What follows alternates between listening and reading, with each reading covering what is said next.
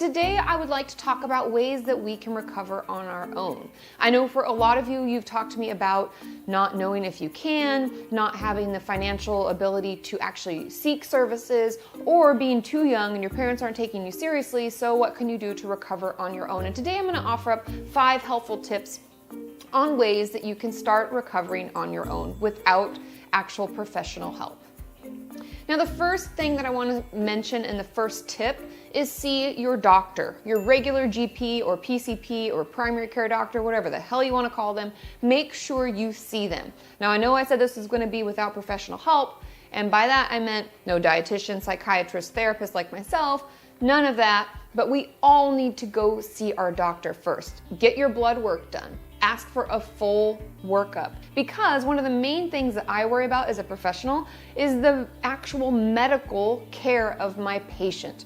How are they doing physically? There are a lot of things that we can't see, and because we know eating disorders affect our heart, for those of you who aren't aware, when your body eats at itself, it starts eating at its muscle, and our heart is a muscle, and it can be really hard on your heart, and most of the people who pass away from eating disorders, it's due to heart failure or heart attacks. So we want to make sure that things are running smoothly. Also, electrolyte balance. If a lot of you are purging, we know that that can throw that off, and that can cause heart attacks, and that can cause a lot of issues. Potassium levels. There are so many things that are important.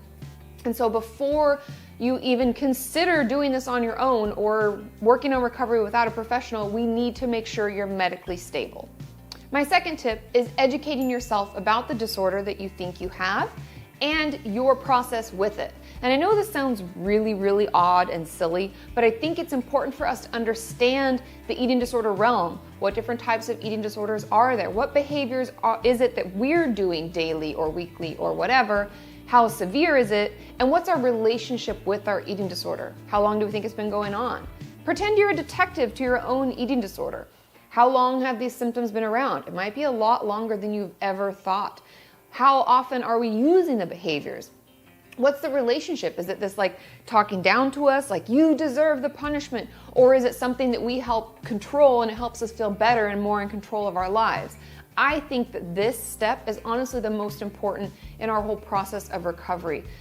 In my free eating disorder workbook, which is the link will be in the description below, I have you do a lot of work to figure this out. So if you're struggling to understand what I'm talking about or know how to be a detective when it comes to your own eating disorder, check out that free workbook because it'll really help you get started.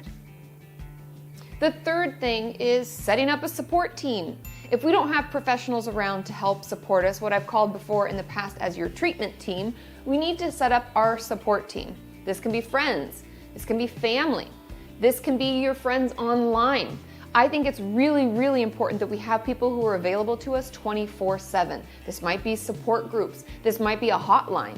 This might be the chat on katimorton.com. Whatever it is, make sure that you have people that are available to you no matter what time of day it is. And that's why online can be such a resource, because there are people all over the world who are available, even if it's 3 a.m. to you. It might be in the middle of the day to them. And knowing that you have the support when you need it is pivotal for recovery. The fourth tip is setting up a schedule and sticking to it. The nice thing about having appointments with the treatment team is that you have set times each week where you see them, or once a month if it's your psychiatrist or your doctor, and that time is set aside. You have an appointment, you have to be there. You know it's coming. So how do we make that happen if we don't have those appointments? I would encourage each of you to set aside 30 minutes a day where it's journaling time or workbook time or whatever that you're working on your recovery, because it is really difficult. It's a struggle. It's a process. It's bumpy. It's not a smooth sailing, smooth road situation. And we need to make sure that we're setting aside time to work on it. It takes a lot of work, and make sure that you're doing it at least 30 minutes a day. And the fifth and final tip to recovering on your own without professional help is investing in journals, workbooks, books, things to help support your recovery process. I have heard from a lot of you that there were books that saved your life, that journaling saved your life. I know from the professional standpoint that books and workbooks really help me better understand what my clients are going through, and also gives me more opportunities to offer up helpful things for them to work on when we're not together and meeting in session. And I've heard from many of you that I think it's Brain Over Binge has been really helpful. I really like Eating in the Light of the Moon. That's a great book. My free eating disorder workbook is a great place to start as well. But I would encourage all of you, if you're new to my channel, click here to subscribe and make sure you like this video and join the conversation. Let us know what's helped you, what's helped loved ones in your life. What are workbooks and books that have really been beneficial to your recovery? Because together, we learn more, right? There are so many books out there and I can't possibly read and use them all. So I'm leaning on all of my Kenyans to share what's worked for them, because together we are stronger. And I encourage you to share this video. And the more we share, the more people are talking about it and the less stigma comes along with saying, I have an eating disorder. So let's work together as we keep moving towards a healthy mind and a healthy body.